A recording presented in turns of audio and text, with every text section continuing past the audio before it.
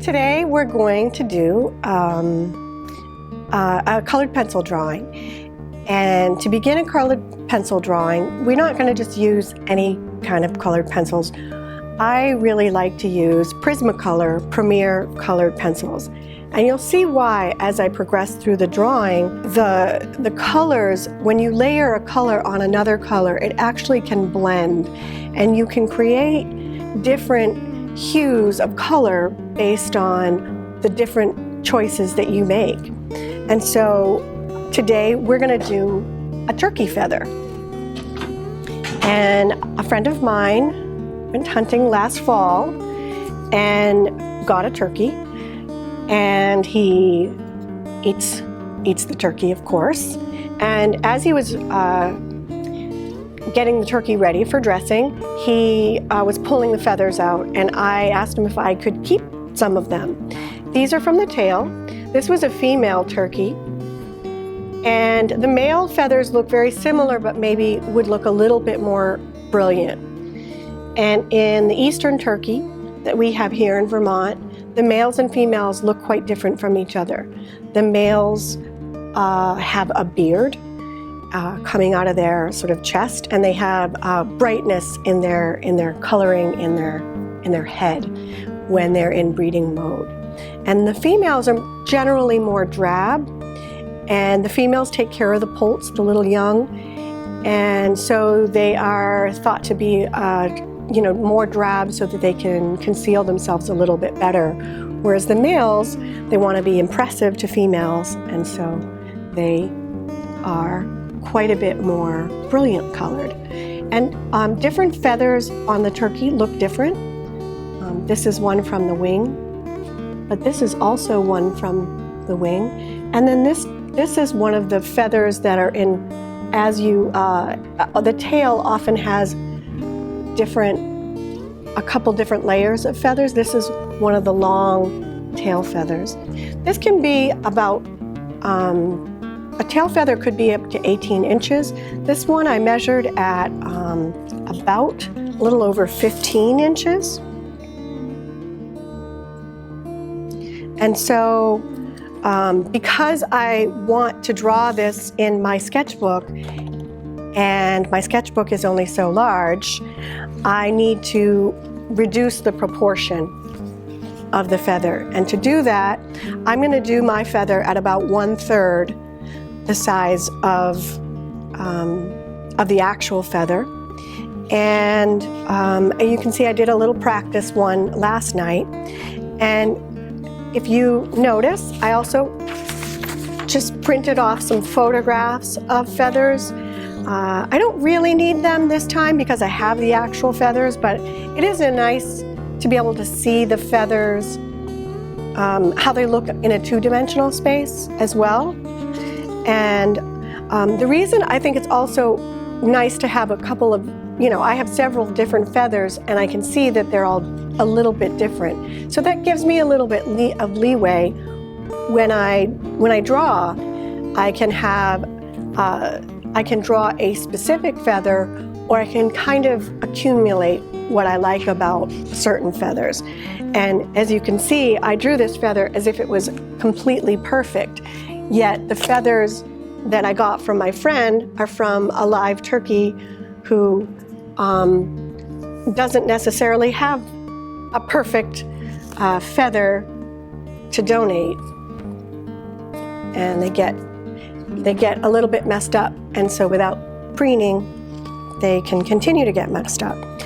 You can also see that I did a little bit of practice coloring on the side to get what I thought might be the closest to the color that I want in my feather.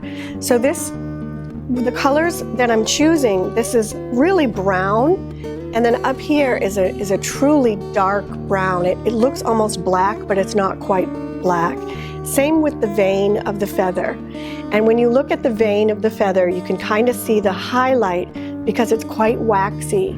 And so when the light hits it, it almost looks white where the light is going to hit the feather. And then the top of this feather is this beautiful coppery color here. And so I want to capture these great earth tones in my drawing, and I want to capture the sort of feel of the regalness of the tail feathers for the turkey. And so I practiced a little bit, and I'm going to do the drawing. Before I do, I'm just going to show you, I've already picked out my colors, and I have all my stuff laid out in front of me, and I have basically a beige pencil, I have a brown, brown umber, dark brown, and sienna brown.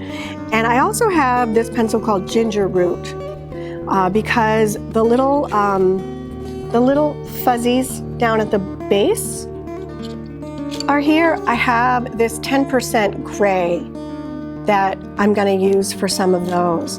And then I have a sort of a burnt ochre in case I feel like I need to add a little bit of highlight and lightness to the copper.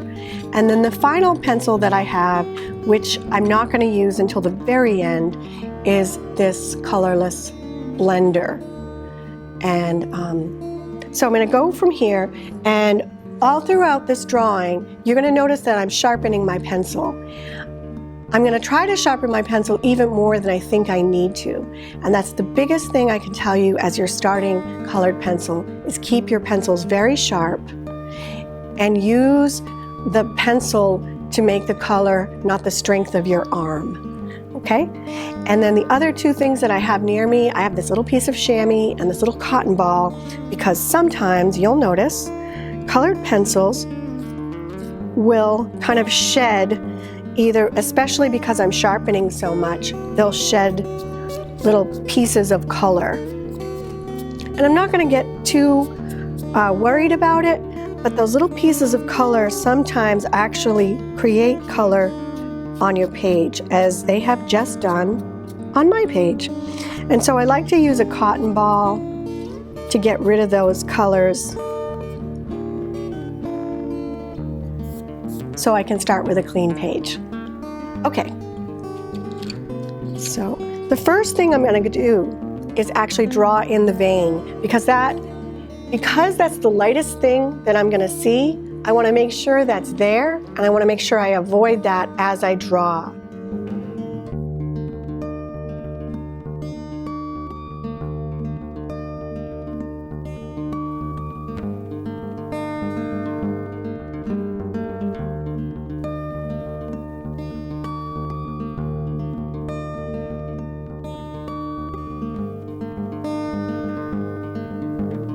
So now that you've seen me put all the color on the feather that I'm drawing, I'm going to do something called blending, and I'm using this colorless blender.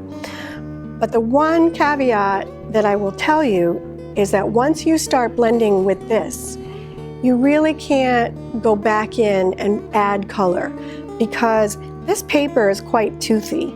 And when you look at the drawing, and with colored pencil in general, you can see all this sort of white stuff in between. This colorless blender is like a waxy solvent that helps merge all the colors and cover all the little teeth on the paper. And so my goal is to make it look almost like it's an acrylic painting, where you can't see all that toothy whiteness through the paper like you can typically see in a colored pencil illustration.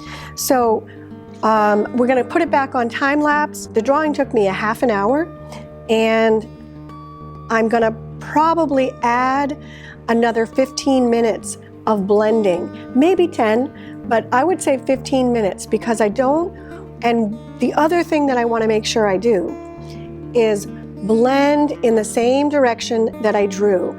And I don't know if you noticed, but I really tried to put the color on in the same direction that the color really exists in the feather.